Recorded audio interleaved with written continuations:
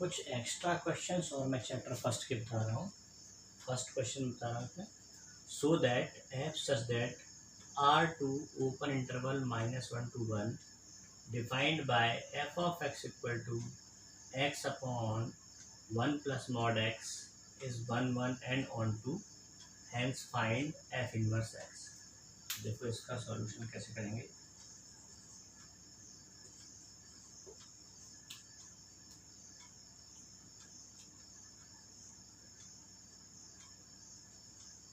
इसमें देखिए हम क्या बनाएंगे, केस 1 और केस 2 बनाएंगे ना।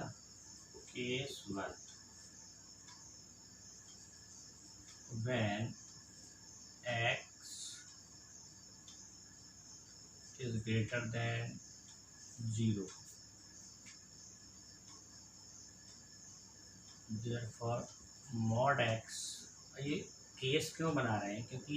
देखो जो मॉड फंक्शन इसमें यहाँ पे मॉडुलस आ रहा है, तो मॉड एक्स की डेफिनेशन होती है f of x equal to mod x. किस तरह से डिफाइन होता है,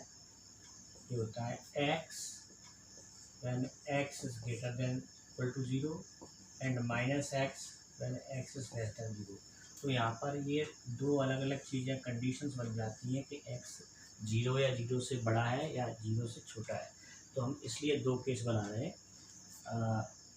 x is greater than equal to 0 के लिए मॉड x रहेगा, ठीक है। तो इस केस में हम इंजेक्टिविटी और सब्जेक्टिविटी चेक करेंगे, यानी 1 1 और 1 2 चेक करेंगे। तो यहाँ देखते हैं, जब पहले जैसे mod x equal to x हो गया, तो फंक्शन क्या हो जाएगा, f of x equal to, जो डिफाइन है f of x equal to x upon 1 plus mod x.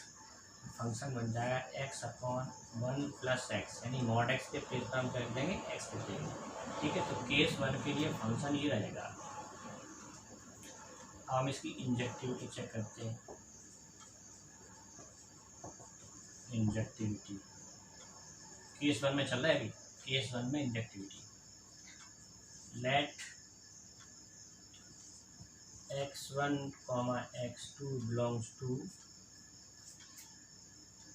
अब देखो x is greater than equal to 0 का मतलब क्या है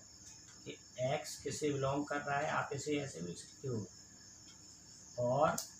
x belongs to closed open interval 0 to infinity।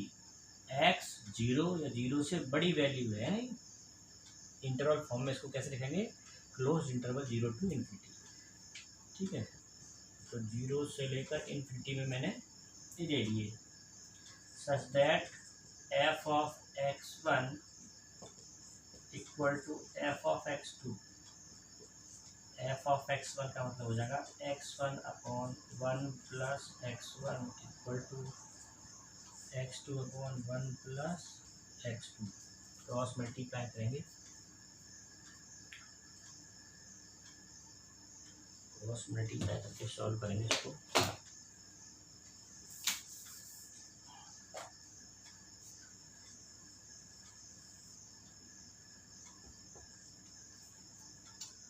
ये होगा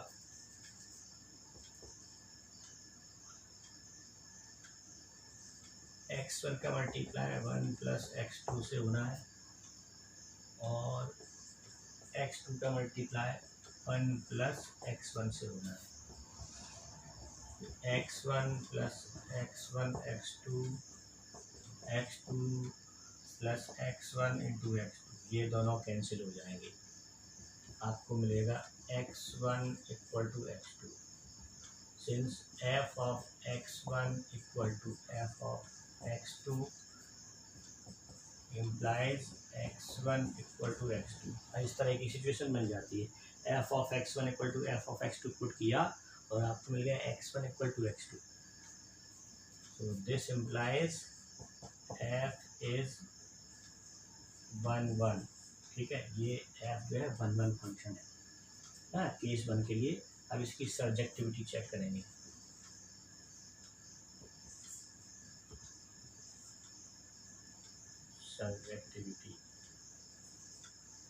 सब्जेक्टिविटी चेक करने के लिए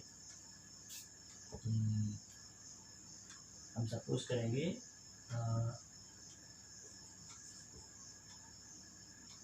पुट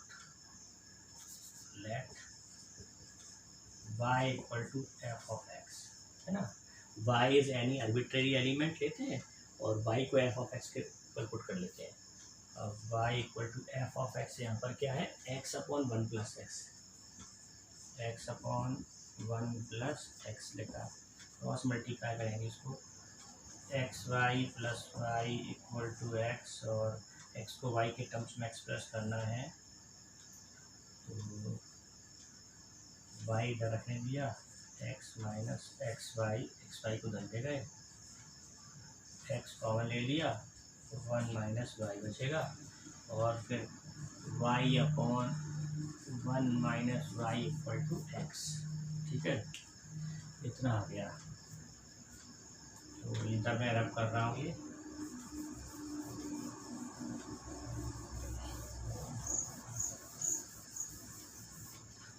तो हमारे पास आ जाएगा x equal to y upon one minus y, since x belongs to, या ये कहें कि x is greater than equal to zero, case one के लिए, then y is not equal to one, मतलब x की वैल्यू ऐसी कुछ हो, है ना, नॉन नेगेटिव नंबर्स हो, तो एक तो ये denominator one minus y is not equal to zero, यानी y should not equal to one, y की वैल्यू वन नहीं होनी चाहिए। इसके अलावा और क्या हो सकता है, y should not greater than one, अगर हम y की वैल्यू वन से बड़ी ले लें, ठीक है, तो क्या होगा, वन से बड़ी वैल्यू समझ लो टू ले ली, तो यहाँ पे टू लिखा होगा और यहाँ पर भी टू लिखा होगा, तो ऐसा आएगा two upon one minus two upon one minus two, यानी टू अपॉन माइनस वन, क्या आएगा माइनस टू, यानी x की वैल्यू आपको क्या मिल जाएगी माइनस टू, और x की वैल्यू तो नेगेटिव हो ही नहीं सकती, x की वैल्यू तो पॉजिटिव हो रही है ना, x की वैल्यू ऑलरेडी पॉजिटिव है, तो y की किसी भी वैल्यू जो वन से बड़ी है, x की वैल्यू नेगेटिव आ जाएगी, है ना, क्योंकि डिनोमिनेटर नेगेटिव आ जाएगा, इसलिए हम y की वैल्यू वन से बड़ी ले ही नहीं सकते। तो यहाँ पर ये रिस्ट्रिक्शंस आते जा रहे हैं, है ना, कंडीशंस आती जा रही हैं, और y के लिए देखें कि y की वैल्यू वन से बड़ी नहीं हो सकती, वन नहीं हो सकती, और अगर हम ये देखें y की वैल्यू जीरो हो सकती है क्या, हाँ y की वैल्यू जीरो हो सकती है, y के प्लेस पर जीरो लिखें तो x की वैल्यू आपको मिलेगी जीरो मिल जाएगी, वो पॉसिबल है ना, x इक्वल टू जीरो तो हो सकता है, लेकिन जीरो से कम वैल्यू के लिए अगर चेक करें, सब कुछ कर लो, x y की जो वैल्यू है मैंने जीरो से कम ली, जीरो से कम यानी माइनस वन ले ली, है ना, तो माइनस वन ली, तो यहाँ पर minus one upon one plus one, फिर वही नेगेटिव वाली बात माइनस वन बाई टू हो जाएगा, और x की वैल्यू नेगेटिव हो नहीं सकती, तो ये समझ में आ गया कि x की वैल्यू जीरो से कम भी नहीं हो सकती, है ना, is not greater than one, is not less than zero, तो ये कह सकते हैं कि y जो है बिलोंग करेगा, वो जीरो तो हो सकती है, y belongs to closed interval, closed open interval zero to one, आप ऐसा लिख सकते हैं, है ना, तो y की जो वैल्यू है जीरो से लेकर वन के बीच में हो सकती है, जीरो भी हो सकती है और वन से कम हो सकती है, तो इस इंटरवल में बिलोंग कर जाएगा, इस x greater than equal to zero के लिए y इस इंटरवल में बिलोंग करेगा, है ना, ये कहें कि y की इस वैल्यू के लिए x इस तरह का होगा, तो लिख सकते हैं for all y belongs to closed open interval zero to one, there exists x belongs to closed interval 0 to infinity such that f, यहाँ देता हूँ, f of x, अब यहाँ पर x जो है, x क्या निकाला हमने, x equal to y upon one minus y, तो यहाँ लिखें y upon one minus y, है ना, अब जो फंक्शन था इस केस के लिए, केस 1 के लिए जो फंक्शन था जो मैंने रिजर्व कर दिया, ये फंक्शन था f of x equal to x upon 1 plus x था, ठीक है। तो f of y upon 1 minus y निकालेंगे तो वहाँ उसके हिसाब से लिखेंगे y upon 1 minus y upon 1 plus y upon 1 minus y. अब इसे सॉल्व करेंगे तो ये आपका वाई आ जाएगा, तो आपको क्या मिलेगा f of x equal to y. अब इससे क्या इंडिकेट होता है,